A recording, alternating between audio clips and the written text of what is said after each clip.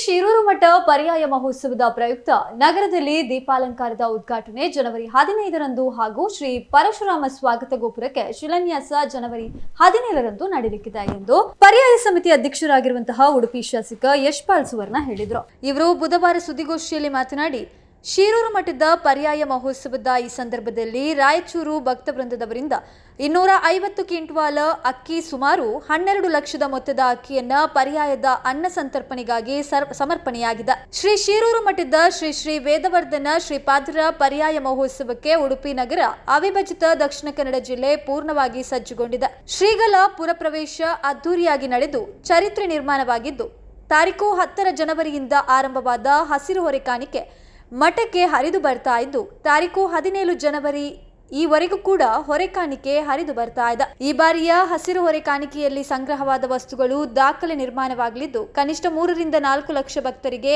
ಅನ್ನ ಸಂತರ್ಪಣೆಗೆ ಪೂರಕವಾಗಿ ಸಂಗ್ರಹ ನಡೀತಾ ಇದೆ. ದಿನಂಪ್ರತಿ ಸಾವಿರಾರು ಭಕ್ತರು ಇದರಲ್ಲಿ ಭಾಗವಹಿಸ್ತಾ ಇದ್ದು, ಸಾಂಸ್ಕೃತಿಕ ಕಾರ್ಯಕ್ರಮಗಳು ನಿರಂತರವಾಗಿ ನಡೀತಾ ಇದೆ.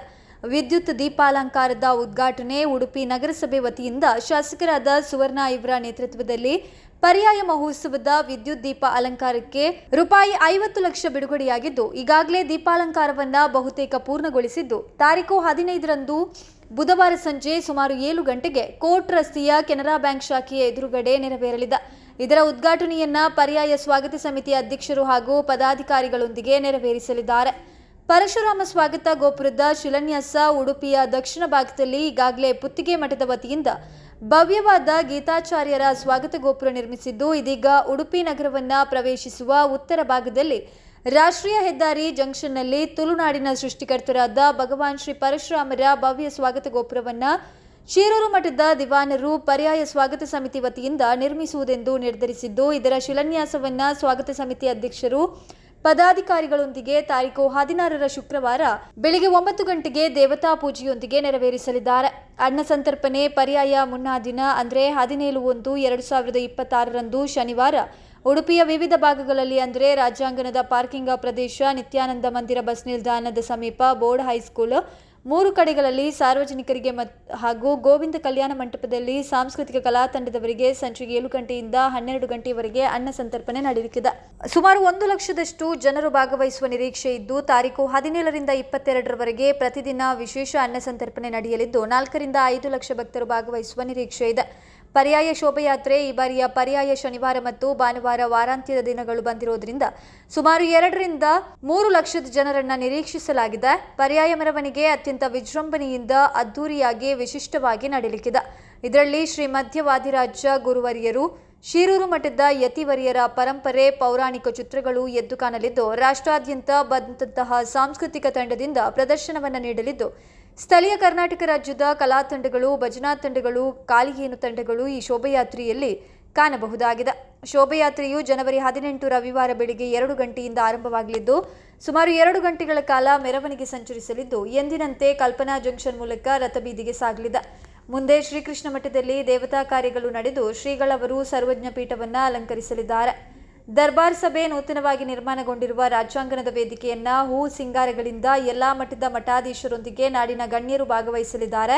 ಮುಂಜಾನೆ 5:15 ಗಂಟೆಗೆ ಆರಂಭವಾಗಲಿರುವ ದರ್ಬಾರ್ ಸಭೆ ಸುಮಾರು 9 ಗಂಟೆಯವರೆಗೆ ನಡೆಯಲಿದ್ದು, ಈ ಸಂದರ್ಭದಲ್ಲಿ ಪರ್ಯಾಯ ದೀಕ್ಷೆ ತೆಗೆದುಕೊಂಡಿರುವಂತಹ ಶ್ರೀ ಶ್ರೀ ವೇದವರ್ಧನ ತೀರ್ಥರು, ಇತರ ಸ್ವಾಮೀಜಿಯವರೊಂದಿಗೆ ನಾಡಿನ ಗಣ್ಯರು, ಉದ್ಯಮಿಗಳನ್ನ ಶ್ರೀಕೃಷ್ಣ ಅನುಗ್ರಹ ಪ್ರಶಸ್ತಿ ನೀಡಿ ಗೌರವಿಸಲಿದ್ದಾರೆ.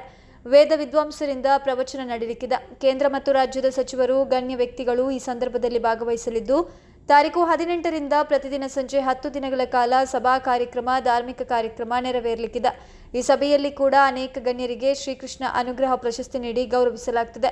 ಮಠ ಶ್ರೀಕೃಷ್ಣ ಮಠದ ರಾಜ್ಯಾಂಗಣ ರಥಬೀದಿ ಸುತ್ತಮುತ್ತ ಹೂ, ವಿದ್ಯುತ್ ದೀಪದಿಂದ ಅಲಂಕರಿಸಲಾಗುವುದು ಎಂದು ಹೇಳಿದರು. ಸುದ್ದಿಗೋಷ್ಠಿಯಲ್ಲಿ ಪರ್ಯಾಯ ಸಮಿತಿ ಕಾರ್ಯದರ್ಶಿ ಮಟ್ಟಾರ ರತ್ನಾಕರ ಹೆಗ್ಡೆ, ಸಂಚಾಲಕರಾದ ಮೋಹನ್ ಭಟ್ ಹಾಗೂ ಇತರರು ಉಪಸ್ಥಿತರಿದ್ದರು. ಅದೇ ರೀತಿ ಸ್ವಾಗತ ಸಮಿತಿಯ ಮೂಲಕ ಉತ್ತರ ಭಾಗದಿಂದ ಉಡುಪಿಯ ಭಕ್ತರಿಗೆ ಒಂದು ದ್ವಾರದ ಮೂಲಕ ಸ್ವಾಗತ ಮಾಡುವಂತಹ ಕಾರ್ಯಕ್ಕೆ ಸ್ವಾಗತ ಸಮಿತಿ ಮೂಲಕ 16 ತಾರೀಕಿಗೆ ಬೆಳಿಗ್ಗೆ 9 ಗಂಟೆಗೆ ಸರಿಯಾಗಿ ಅಂಬಾಗಿಲಿನ ಭಾಗದಲ್ಲಿ ಅದರ ಮೊದಲಿ ಪೂಜೆಯು ನಡೆಯಲಿದೆ. ಕಾರ್ಯಕ್ರಮ ಅದರ ಜೊತೆಗೆ 17 ತಾರೀಕಿಗೆ ಬರುವಂತೆಲ್ಲ ಭಕ್ತಾಭಿಮಾನಿಗಳಿಗೆ ಏಕೆಂದ್ರೆ ನಿರೀಕ್ಷೆ ನಮ್ಮ ನಿರೀಕ್ಷೆಗಿಂತ ಜಾಸ್ತಿ ಜನ ಬರುವ ಸಂದರ್ಭದಲ್ಲಿ ಸುಮಾರು 40,000 ಜನರಿಗೆ 17 ತಾರೀಕು ರಾತ್ರಿ ಕೂಡ ಪ್ರಥಮ ಬಾರಿಗೆ ಅನ್ನಸಂತರ್ಪಣೆ ವ್ಯವಸ್ಥೆಯನ್ನು ಪಾರ್ಕಿಂಗ್ ಎರಡು ಕಡೆಯಲ್ಲಿ ಆ ವ್ಯವಸ್ಥೆಯನ್ನು ಕೂಡ ಕೈಗೊಳ್ಳಲಾಗಿದೆ. ಈಗಾಗಲೇ ಬಹಳಷ್ಟು ತಯಾರಿಗಳು ಉಡುಪಿಯ ನಾನಾ ಭಾಗಗಳಿಂದ ಹೊರಕಾಣಿಕೆ ಸಂಗ್ರಹ ಇರಬಹುದು, ಆ ಭಾಗದಲ್ಲಿ ಅಮ್ಯೂಸ್ಮೆಂಟ್ ಪಾರ್ಕ್, ಅದೇ ರೀತಿ ಉಗ್ರಾಣದ ಪ್ರದರ್ಶನದ ಕೂಡ ಕಾರ್ಯ ಬಹಳ ವ್ಯವಸ್ಥಿತ ರೀತಿಯಲ್ಲಿ ಆಗ್ತದೆ. ಬಹುಶಃ ಪತ್ರಿಕೆಯ ಮಾಧ್ಯಮದವರು ಈಗಾಗಲೇ ಈ ಒಂದು ಪರ್ಯಾಯಕ್ಕೆ ವಿಶೇಷ ಮೆರುಗು ರೀತಿಯಲ್ಲಿ ದೊಡ್ಡ ರೀತಿಯಲ್ಲಿ ಸಹಕಾರವನ್ನು ನೀಡ್ತಾ ಬಂದಿದ್ದೀರಿ. ಇದಕ್ಕಾಗಿ ಸ್ವಾಗತ ಸಮಿತಿಯ ಮೂಲಕ ಎಲ್ಲರಿಗೆ ಕೃತಜ್ಞತೆಗಳನ್ನು ಈ ಸಂದರ್ಭದಲ್ಲಿ ಸ್ವಾಗತ ಸಮಿತಿಯ ಮೂಲಕ ನಮಗೆ ಸಲ್ಲಿಸಲಿಕ್ಕೆ ಬಯಸ್ತಿದ್ದೇನೆ.